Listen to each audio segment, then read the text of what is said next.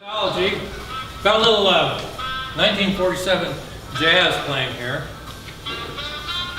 It's a good year. This is a Texas musician. His first name is Illinois. So, Jackie. So anyway, thanks again for coming, and we thank Malvern Books for allowing us to use their space, this beautiful space, this beautiful bookstore. I hope you've been here before, but if you haven't, now you've discovered it. Yeah. Now, there is some parking over here if you have trouble finding a place to park, and you can also park in the neighborhood here. If you see somebody coming in and they've left their car behind someone else's car, we can tell them there's parking spaces over here. So this book is a long time coming. Almost 7 years ago, we began it, and we originally had a sort of oral agreement with a university press that's located in this town. That's all I'll say. And I don't know what happened. They said, well, we don't really like anthologies. Bill Whitcliffe from the Texas Writers Center was involved. It's going to be part of his series that this university press in town does. And I think probably there were just too many poets in the book for the press, you know. So then we had to start searching around for another publisher, and it took a long time. And Lamar University Press in Beaumont was our publisher. They're a new university press, and they're not exactly well funded. This is not the era of university presses. This is the era of the disappearance of some university presses, like SMU Press. So we were really fortunate that they agreed to do this large book, and we really appreciate their efforts. Although some of the early beats that are in here, like Kerouac and Ginsberg, their writing in here is from their time in Texas. And they're a little bit more famous than some of us sitting here. So their materials cost money, and we had to do a GoFundMe campaign to raise the permission money for those books. And there were some authors we couldn't afford, and mostly Texas authors we couldn't afford. So the whole thesis of this book is that the beat writers passed through Texas. Jack Kerouac slept out in an arroyo in El Paso. They got stopped by a guy on a horse, a policeman on a horse somewhere in East Texas. Some people claim it was Brian. I don't know, in the 40s. You know. William Burroughs had a pot farm in East Texas in the late 40s.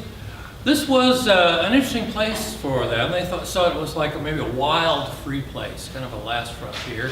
It also was a portal for them to go into Mexico, and they were early in writing about Mexico, American writers writing about Mexico and exploring the navel down, you know, instead of always just running off to Europe and getting your jollies there, your influences there.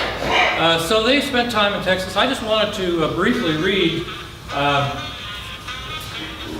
letter Allen Ginsberg wrote before he was famous. It's on page 237. There's a little bit of it on the back of the book. So anyway, the Beats came through here. They socialized with people. There was a bookstore owner in Dallas that they would spend time with. There were people out in El Paso. Burroughs had a pot farm in East Texas, and then had a cotton farm down there on the Rio Grande in Edinburgh. And he killed a snake on the Edinburgh golf course, you know. So they did some time down here. And they had a tremendous influence on Texas writers. And so this book includes the iconic beats, you might call them, and then includes writers of Texas who consider them influenced or writing in the tradition of the beat writers. Mexican-American writers were very attracted to the beats because the beats were generally poor like they were, and they were outsiders like they were. So there are a lot of Mexican-American writers, Chicano writers in this book, plus plenty of other writers from all different backgrounds. But this is just Allen Ginsberg writing to his dear friend Neil Cassidy, who was a character in On the Road, Dean Moriarty.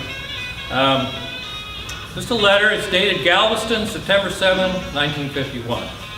Claude and I went to Mexico and returned to the U.S. a few days ago.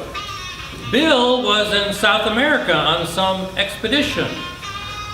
We took Jay, Joan Vollmer, and kids riding all over to Guadalajara and Mazatlán, Mexican Pacific coast. Car broke down near Houston.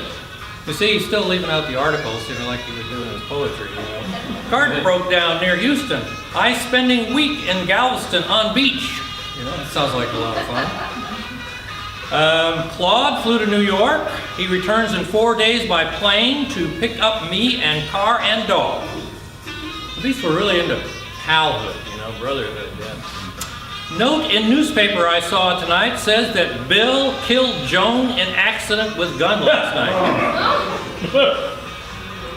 An American tourist trying to imitate William Tell killed his wife while attempting to shoot a glass of champagne from her head with a pistol, police said today.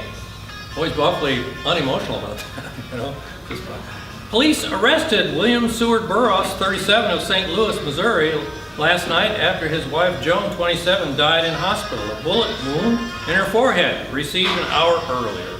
That's all I know. Just gonna read one more sentence.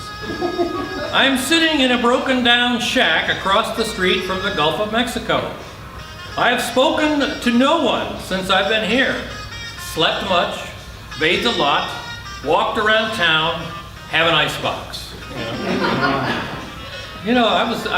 got to spend 6 months in Galveston in the 70s, and this I can imagine, the 70s. So that's in the book. Now, there's a sign-up sheet for writers who are in the book, and where is that sign-up sheet? Is it over there, or have I got it here?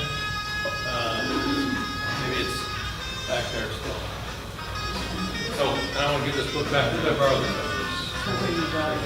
You did.